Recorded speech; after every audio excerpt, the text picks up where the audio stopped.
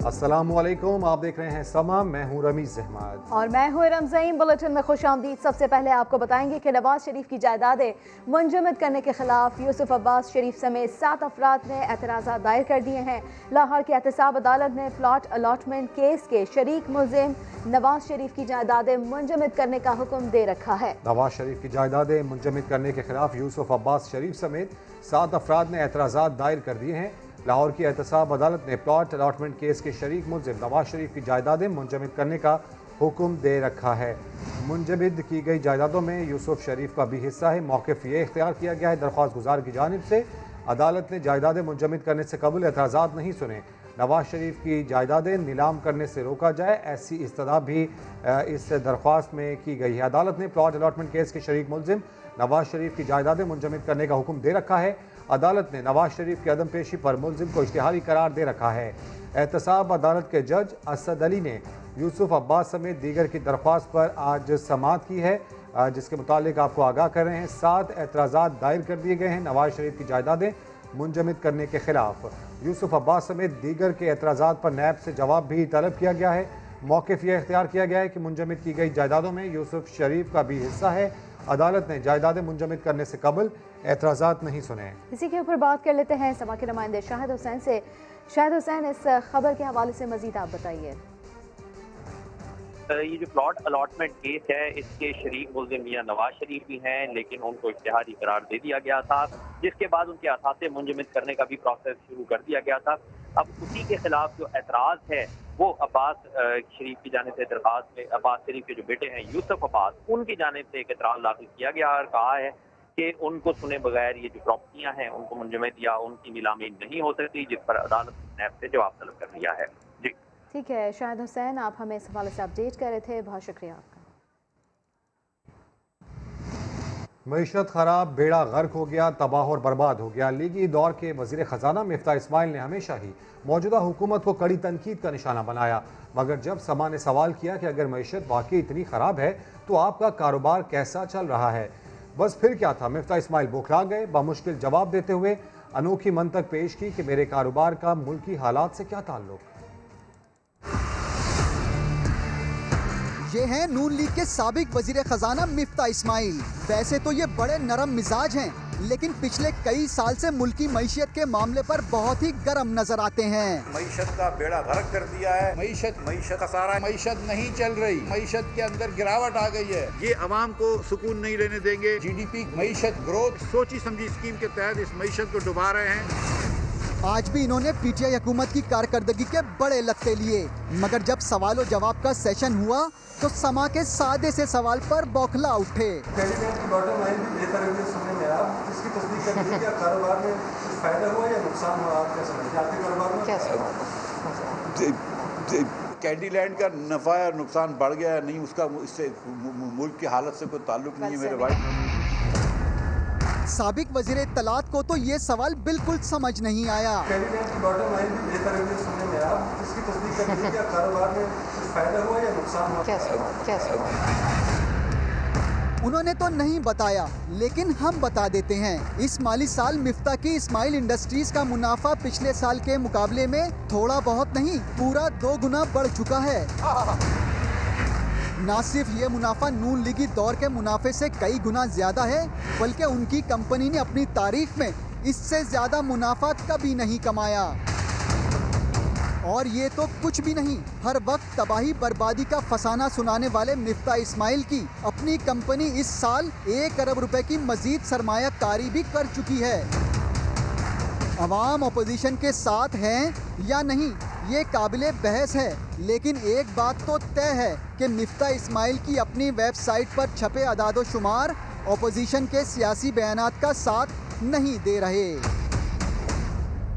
मुल्क की मईशत तरक्की कर रही है, खुशी है। मिफ्ता इस्माइल का कारोबार भी फल फूल रहा है। वफाकी वजीर हम्माद अजहर की साबिक वज़ीर ख़जाना को मुबारकबाद, कहा मिफ्ता परेशान ना हो, मईशत से मुतालिक अच्छी खबरें आगे और भी आएंगी।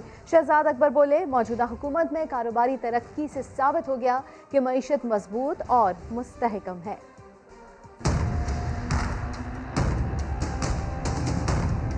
अपनी कंपनी खूब कमाए फिर भी मुल्क की मईशत पर हाय हाय। अपोजिशन की ये दो रुखी और उस पर हुकूमत का बड़े दिल का मुजाहिरा। वफाकी वजीर हम्माद अजहर ने कारोबार में तरक्की पर मिफ्ता इस्माइल को मुबारकबाद पेश की। मुझे खुशी है कि जो आपने फिक्र बताई है कि अगर मिफ्ता साहब का कारोबार ने इतनी तरक्की की है, जो ये एक अच्छी बात है, मैं उन्हें मुबारकबाद देता हूँ। मईशत इस साल 4% जो है वो बढ़ रही है और अगले साल हमारा टारगेट 5 और उससे अगले साल इंशाल्लाह 6। तो मैं इनको सिर्फ ये बताना चाहता हूँ कि ऐसी अच्छी खबरें मजीद आएंगी और मईशत की तरक्की जो है वो इंशाल्लाह मजीद तेज होने वाली है। वजीर आजम के मुशीर शहजाद अकबर ने प्रोग्राम 7 से 8 में मिफ्ता इस्माइल के बयान को मुस्तरद कर दिया। समझता हूँ समाज टीवी ने बड़ा अच्छा एक आईना दिखा दिया कि आपका जाती कारोबार तो पिछले साल की निस्बत इस साल काफी ज्यादा आमदन कमा रहा है और आपका कोई ऐसा बिजनेस भी नहीं है जो कोई बेसिक कमोडिटीज का काम करता है। ये तो एक लेयर का काम है, टॉफियां खाना।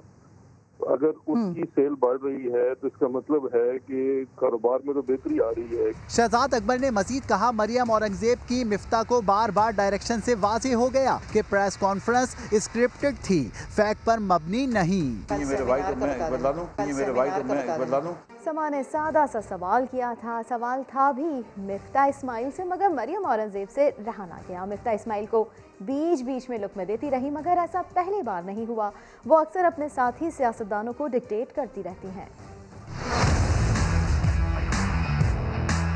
मरियम औरंगजेब वैसे तो ये पार्टी की तर्जुमान हैं, मगर अपने साथियों को सिखाना पढ़ाना भी इनका मशगला है। कारोबार में फायदा हुआ या नुकसान हुआ, आप क्या समझते हैं? आपके कारोबार में कैसे हुआ? ये पहली बार नहीं, माजी में भी मरियम औरंगजेब ऐसा ही करती रही हैं। प्रेस कॉन्फ्रेंस कब शुरू करनी है ये भी बताती हैं। कौन सा जुमला कब दोहराना है ये भी सिखाती हैं। और मैं एक बार फिर दोहराना चाहता हूँ। कौन सहाफी कब सवाल करे ये भी बताती हैं।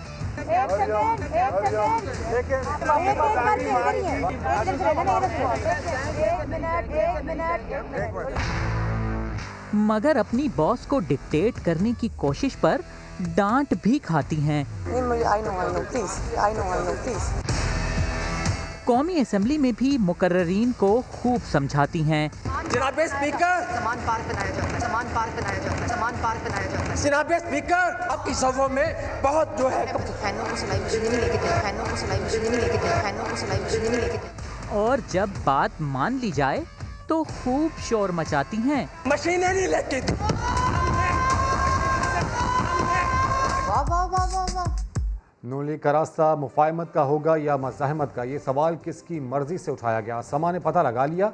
नून लीग में बयानिए की बहस नवाज शरीफ की मर्जी से शुरू हुई। मीटिंग से पहले नवाज शरीफ ने एजेंडे में बयानिए पर बहस की मंजूरी दी। लाहौर से नईम अशरफ भट्ट की रिपोर्ट। नून लीग में मुफाहमत या मज़ाहमत की बहस किसने शुरू करवाई? बयानिए का सवाल उठाने वाले तो शहबाज शरीफ के करीबी समझे जा रहे थे, लेकिन इसकी इजाजत पार्टी के कायद नवाज शरीफ ने ही दी। ज़राए के मुताबिक चंद रोज कबल नून लीग के मुशावरती इजलास में मुस्तकबिल की सियासी हिकमत अमली पर बहस तयशुदा थी, जिसके बाद पार्टी रहनुमाओं की अक्सरियत ने मुफाहमती पॉलिसी के हक में राय दी, जिनमें नून लीगी रहनुमा राना सनाउल्लाह भी शामिल थे। उन्होंने मुफाहमती बयानियों को वक्त की जरूरत करार दिया और कहा कि अगर एस्टेब्लिशमेंट न्यूट्रल रहे और इंतखाबात में बराबरी के मौके हासिल हों तो लड़ाई का फायदा नहीं। इन मीटिंग्स में मौजूद नून लीग के सीनियर रहनुमा ने बताया कि अब शहबाज शरीफ को 2 कदम आगे आना होगा और नवाज शरीफ को 1 कदम पीछे होने की जरूरत है, क्योंकि हमारी कुर्बानियों का फायदा हमारे मुखालिफ सियासी जमात को होता है, इसलिए मुफाहमती पॉलिसी ही बेहतर है। दूसरी जानिब शाहिद खान अब्बासी और परवेज रशीद अब भी सख्त मौक़िफ़ के कायल हैं और इसके हक में दलाइल दे रहे हैं। ताहम पॉलिसी के मुताबिक हतमी फैसले के लिए दोबारा मीटिंग होगी, जिसमें नवाज शरीफ भी अपनी राय देंगे। नईम अशरफ भट्ट, समा, लाहौर। वज़ीर आला पंजाब की मुआविन ख़ुसूसी फिरदौस आशिक अवान कहती हैं मुस्लिम लीग के नून और शीन ग्रुपों का सफाया हो गया है। शहबाज शरीफ के केस पर हुकूमत क्लियर है, भागने वालों का रास्ता रोकेंगे। अदालत के ये रिमार्क्स थे। शहबाज शरीफ के केस को आप जो है वो प्रेसिडेंट नहीं बनाएंगे। हमारे वकला ने वहाँ उसको विथड्रॉ कर लिया। अदालत ने ये हदायत दी इसको जो है वो एक्सपीडाइट किया जाए इस केस के ट्रायल को। ज़ाहिर हम तो चाहते हैं कि जल्द चोर जो है वो काफिर किरदार को पहुँचे। तो गठजोड़ हुकूमत उनसे क्या करेगी जिस इत्तेहाद का रेजा हो चुका है। नीम शीम उसका वैसे ही सफाया हो चुका है। मौलाना साहब की बढ़के उनमें शिद्दत रही है न जिद्दत रही है। गोरख जनता आपने माजी में देखा उसको दफन कर दिया गया है। कमर्शियल एरियाज को सियासी चापलूसों मचलके देने वालों को नजराने के तौर पे उन पे बारिश की गई ऐसे प्लाटों की। Chairman Peoples Party Bilawal Bhutto Zardari ने कहा है कि कर्जे लेने वाली पीटीआई हुकूमत माशी महाज पर बुरी तरह नाकाम हो चुकी है। पीटीआई के सनती तरक्की के दावे मुज़हका खेज हैं। बिलावल भुट्टो ने एक बयान में कहा कि तवानाई के शुबे के शरह-ए-नमू में 22% से ज़ायद कमी हुई। जनूबी एशिया में 10.9% की शरह के साथ पाकिस्तान में सबसे ज़्यादा महंगाई है। पीटीआई हुकूमत ने गंदम की रिकॉर्ड पैदावार का दावा किया। सिर्फ इस एक साल में आटा 28% महंगा हो गया।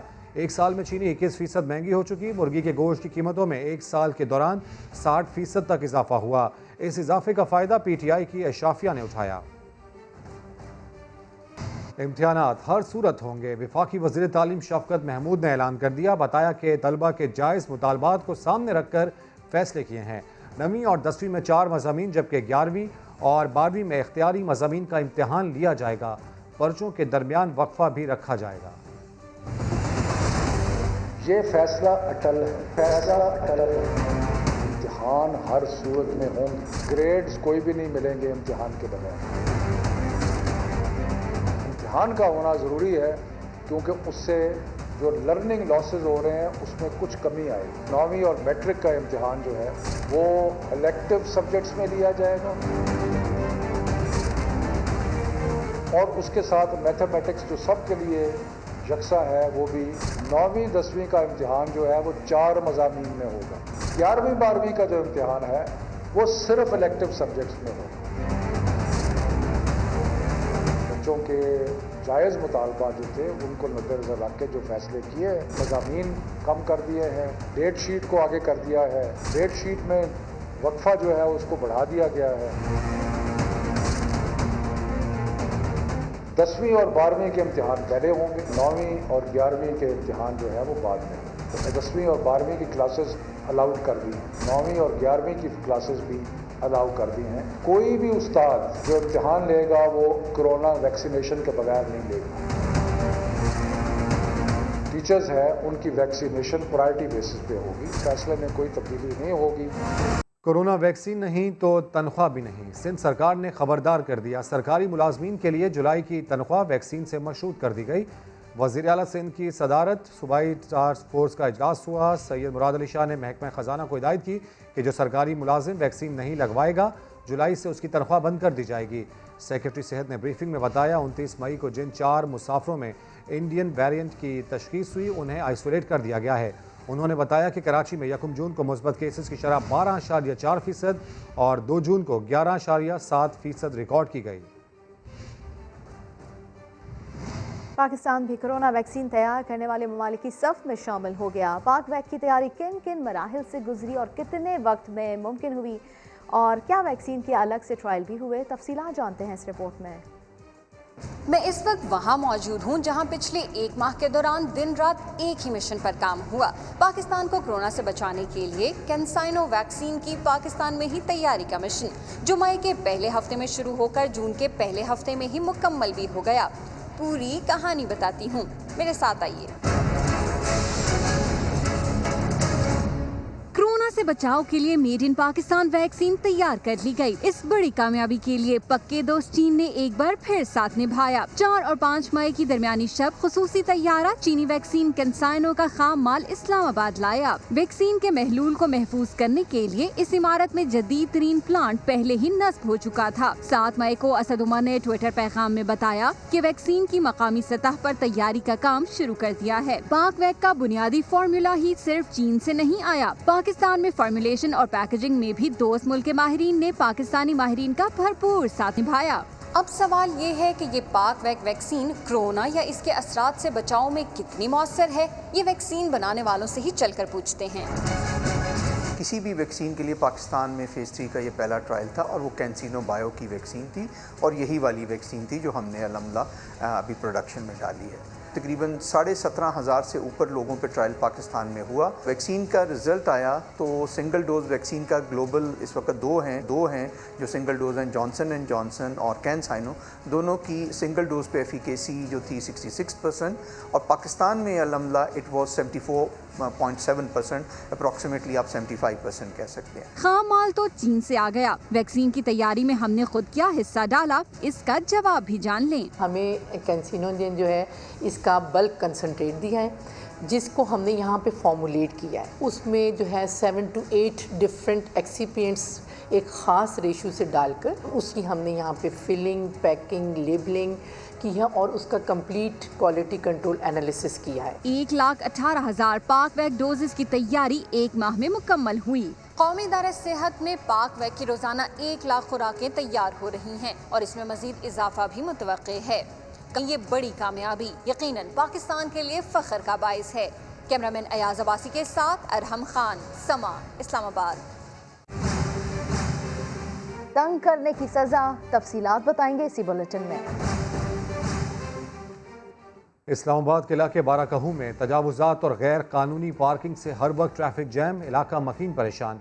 एम्बुलेंसेस फंस जाएं तो मरीज की जान खतरे में पड़ जाती है। मैं हूं आकिब महमूद, मेरा ताल्लुक है इस्लामाबाद के इलाके बाराकहू से। हमारी नाक में दम कर रखा है रोड पे तजावुजात और ट्रैफिक के बेहंगम दबाव ने। दिन हो या रात यहाँ हर वक्त ट्रैफिक जैम ही मिलेगा। दुकानों के सामने रेहड़ियों की भरमार और गैर कानूनी पार्किंग तो जैसे इलाका मकीनों की किस्मत में लिख दी गई है। ट्रैफिक जाम होने के 22 मिनटों का सफ़र तय करते हुए घंटों लग जाएं। मसले का हल तो है फ्लाई ओवर।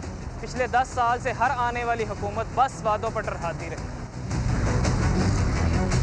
कोई तो हो जो अहद निभाए, कोई तो वादा वफा भी कर दे। तंग करने की सजा, फैसलाबाद में संगदिल बाप ने 3 साला बेटी को नहर में फेंक दिया। मुलजिम बच्ची के अगवा का ड्रामा रचाता रहा, पुलिस के साथ 3 दिन तक ढूंढता रहा। लाश मिलने पर सारा झूठ पकड़ा गया। उस्मान सिद्दीक की रिपोर्ट। फिर मोटरसाइकिल तक ले आ रही सही तो चौड़ लैन लग पिया। अच्छा 5 मिनटा बाद मैं आया तो देखा काकी मोटरसाइकिल ते हैगी नहीं। अपनी ही 3 साला बेटी के कातिल ने खूब कहानी बनाई मगर जुर्म खुद बोलता है। फैसलाबाद के इलाके सांदलबार में ये संगदिल बाप 3 रोज कबल बेटी कश्फ को मेले में सैर करवाने के बहाने घर से लेकर गया और जाकर इसे नहर में फेंक दिया। मकार बाप ने 3 साला बेटी के अगवा का मुकदमा भी दर्ज करवाया।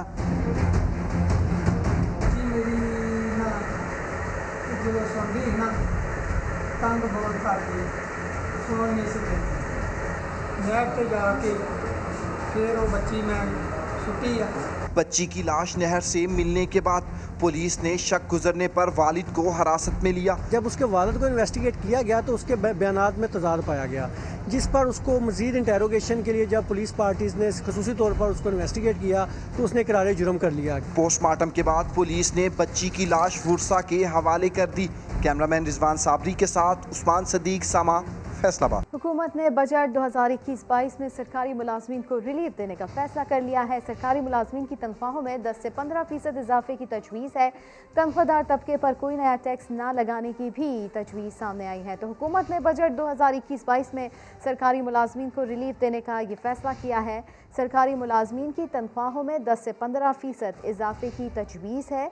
तनख्वाहदार तबके पर कोई नया टैक्स ना लगाने की तजवीज़ भी दी गई है।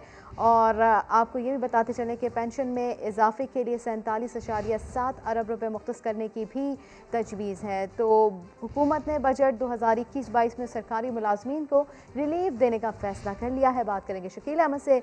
शकील अहमद, मज़ीद क्या तजावीज़ सामने आई हैं? देखिए, सरकारी मुलाजमीन का दीना मुतालबा था कि महंगाई के तनासुब से उनकी तनख्वाहों में इजाफा किया जाए, तो हुकूमत अब सोच रही है कि इस बजट में 10 से 15% तनख्वाहों में इजाफा किया जाए। और साथ ये भी कहा गया है कि कोई नया टैक्स नहीं लगाया जाएगा, और ये तजवीज़ ये है कि इस बार सरकारी मुलाजमीन को रिलीफ किया जाएगा।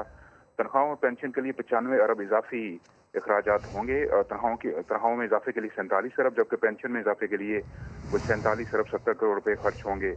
मजमूई बजट पेंशन का 527 अरब और तनख्वाहों का 530 अरब हो जाएगा। साथ साथ ये भी दस्तावेज में बताया गया है कि अगले साल कर्जों पर सूद की मद में 3105 अरब खर्च होंगे। डिफेंस सर्विसेज के लिए 1330 और सब्सिडीज पर 501 अरब, और इसी तरह जो ग्रांट्स होंगी उनके लिए 994 अरब खर्च होंगे। तो रिलीफ का बजट होगा सरकारी मुलाजमीन की, जहाँ तक बात है। ठीक है, बहुत शुक्रिया। वज़ीर आज़म इमरान खान का कहना है कि 20 साल पहले लोग ग्लोबल वार्मिंग पर हंसते थे, आज भी ऐसे संजीदा नहीं लिया जाता। ग्लोबल वार्मिंग से बचाव के लिए सबको किरदार अदा करना होगा। 10 अरब दरख्तों का हदफ पूरा करने के लिए कौम शुजरकारी मुहिम में हिस्सा ले। वज़ीर आज़म इस्लामाबाद में मौसमियाती तब्दीली के हवाले से ग्रीन फाइनेंसिंग स्कीम की तकरीब से खिताब कर रहे थे। दुनिया ने पिछले 20 साल में उनको ये फिक्र पड़ी ग्लोबल वार्मिंग की। मुझे याद है ग्लोबल वार्मिंग 20 साल पहले लोग बात करते थे, हंसते थे लोग उनके ऊपर। अभी भी कई दफ़ा पिछले 3-4 साल पहले भी कई बड़े बड़े मुल्क इसको सीरियस नहीं लेते थे। लेकिन अब जो दुनिया के अंदर इम्पैक्ट पड़ रहा है, जो कैलिफोर्निया में आग लग रही है, जो ऑस्ट्रेलिया में अनयूजुअल किस्म की बुश फायर्स लग रही हैं, जो एकदम दुनिया को खौफ आना शुरू हुआ है, और अब बड़े बड़े लोग इसके ऊपर बात कर रहे हैं। बिल गेट्स जैसे लोग ये सब समझ गए हैं कि आगे आज अगर हमने ना अपनी इस दुनिया का ध्यान रखा, आज से ना हमने कोशिश की, तो कोई ऐसा वक्त भी आएगा कि जो हम कुछ कर भी नहीं सकेंगे। पंजाब के कई शहरों में खूब बारिश हुई, गर्मी का जोर टूट गया, मगर बिजली रूट कर चले गई। नथिया गली और अयूबिया में भी गरज चमक के साथ बादल बरसे, टिंडियानी में झालाबारी हुई। पहले गरजे और फिर जमकर बरसे। इस्लामाबाद, रावलपिंडी, शकरगढ़, अटक और सियालकोट में बादलों ने खूब जोर दिखाया। मौसम हुआ खुशगवार तो गर्मी का टूटा जोर। एबटाबाद के इलाके नथिया गली और अयूबिया में भी गरज चमक के साथ बारिश हुई। ठंडियानी में तो ओले पड़ गए, शहरियों के चेहरे खिल उठे। बारखान में बरखा रुत छाई, घंघोर घटाएं खूब बरसी, तेज हवाओं से दरख्त लहराते रहे, ज़ालाबारी भी हुई। महकमा मौसमियात ने जनूबी पंजाब और गिलगित बल्तिस्तान में भी बारिश का इम्कान जाहिर किया है। तेज हवाओं के साथ बारिश के बायस इस्लामाबाद एयरपोर्ट पर छोटा तैयारा उलट गया। इमिग्रेशन हॉल की छत भी टपकती रही। तो तेज़ हवाओं के साथ बारिश हुई इस्लामाबाद में, और इस्लामाबाद एयरपोर्ट उसका हाल वो हम आपको बता रहे हैं कि यहाँ पर छोटा तैयारा उलट गया, साथ साथ में इमिग्रेशन हॉल यहाँ की छत भी टपकती रही। जब भी बारिश होती है तो इस तरह की शिकायत जो है वो आती हैं सामने इस्लामाबाद एयरपोर्ट पर। जब यहाँ पर छत टपकती है तो आज भी कुछ ऐसा ही हुआ है। छत की सीलिंग का कुछ हिस्सा टूट कर भी गिर गया है। नुकसानात का जायजा ले रहे हैं मैनेजर इस्लामाबाद एयरपोर्ट की जानिब से सामने आया है। बात कर लेते हैं समा के नुमाइंदे शहजाद अली से। शहजाद, क्या क्या नुकसान हुआ है? गुज़श्ता साल की तरह इस साल भी जो करीब मानसून बारिशें हुई, रात जो तेज हवाओं के साथ बारिश हुई तो उससे जो है वो इस्लामाबाद एयरपोर्ट की सीलिंग का कुछ हिस्सा भी टूट कर गिरा है। इसके अलावा जो बताया जा रहा है कि एक जो छोटा तैयारा था यहाँ पर इस्लामाबाद एयरपोर्ट पे खड़ा था, वो भी इंतजामिया की लापरवाही और गफलत के बायस जो है वो उलट गया है। क्योंकि ऐसे मौके पर जब बारिश या तेज हवा आंधी का कोई खदशा हो तो तैयारों के साथ वजन बांध कर उन्हें महफूज बनाया जाता है। इसके अलावा ये भी बताया जा रहा है कि एक दरवाजा और 2 खिड़कियों को भी मामूली नुकसान पहुंचा है। इस पर जब हमारी सुबह एयरपोर्ट मैनेजर अदनान खान से बात हुई तो उनका ये कहना था कि मामलात का जायजा ले रहे हैं और नुकसानात का जायजा ले रहे हैं। शहजाद अली, अपडेट किया आपने। सिंध में पानी की किल्लत पर सिंध हुकूमत विफाक से नाराज है, तो वहीं माहीगीर कोटरी बैराज डाउन स्ट्रीम में पानी ना छोड़ने पर हुकूमत सिंध से नाराज नजर आते हैं और सालों से बदतरीन जिंदगी बसर कर रहे हैं। देखते हैं हैदराबाद से इम्तियाज अली की ये रिपोर्ट। ये मनाजिर किसी रेगिस्तान के नहीं बल्कि दरियाए सिंध के डाउन स्ट्रीम के हैं, जहां अब पानी की मौजों की जगह रेत ही रेत नजर आ रही है। लोग रो रहे हैं, रब के हुजूर गिड़गिड़ा रहे हैं। ए मुझा परवरदिगार, तू माल कहीं तू पूरे कायनात के हला सगी दो मुझा परवरदिगार दरिया में बरकत अता फरमा। पहले की सूरत हाल ये थी कि ये जो माहीगीर थे ये पर्दा लगाकर और पल्ले का शिकार करती थी, इनकी बहुत सूरत हाल ठीक ठाक थी। कोटरी बैराज से डाउन स्ट्रीम में छोड़ा जाने वाला पानी माहीगीरों के रोजगार का जरिया है, मगर बरसों बाद भी बैराज से पानी नहीं छोड़े जाने से हजारों खानदान गुर्बत की लकीर से नीचे जिंदगी गुजार रहे हैं, शदीद माली परेशानियों और फाका कशी का शिकार हैं। ये हमारी कश्तियाँ खड़ी हुई हैं, यहाँ पे देखो सारा पानी सूखा हुआ है, रहते रात दिन मेहनत करते हैं, इतना नहीं हमको मिलता है कि बच्चों को हम पेट पाल सके। दरियाई सिंध में डाउन स्ट्रीम में पानी ना होने से ना तो मछली का शिकार है और ना मजदूरी, ताहद्दे नजर बस रेत ही रेत के टीले हैं, जिनमें मुस्तकबिल की तस्वीर देखकर माहीगीर उदास भी हैं और परेशान भी। इम्तियाज अली, समा, हैदराबाद। कम उम्र तरीन नोबेल इनाम याफ्ता पाकिस्तानी तालिबा और समाजी कारकुन मलाला यूसुफजई ने बरतानवी फैशन मैगजीन वोग के टाइटल पेज पर जगह हासिल कर ली। शादी के मामले पर किन ख्यालात का इजहार किया, जानते हैं इस रिपोर्ट में। मलाला यूसुफजई बरतानवी फैशन मैगजीन वोग के सरे वर्क की जीनत बन गईं। मैगजीन को खुसूसी इंटरव्यू में मलाला ने पहली बार अपनी मुस्तकबिल की जिंदगी से मुताल्लिक खुलकर बात की। कहा पता नहीं लोग शादी क्यों करते हैं, अगर किसी को जिंदगी में शामिल करना है तो उसके लिए शादी के कागजात पर दस्तखत क्यों जरूरी हैं? क्या ऐसे ही पार्टनर बनकर नहीं रह सकते? मलाला यूसुफजई का कहना था कि वालदा उनके ख्यालात पर नाराज होती हैं और कहती हैं कि शादी तो करनी पड़ेगी। मलाला ने मैगजीन का सरे वर्क ट्विटर पर शेयर करते हुए लिखा, वो जानती हैं कि जब किसी नौजवान लड़की का कोई विजन और मिशन हो तो उसका दिल कितनी ताकत से भर जाता है। उम्मीद है जो लड़की भी ये मैगजीन देखेगी जान लेगी कि वो दुनिया को बदल सकती है। ब्रेक के बाद हाजिर होंगे हेडलाइंस के साथ, देखते रहिए समा।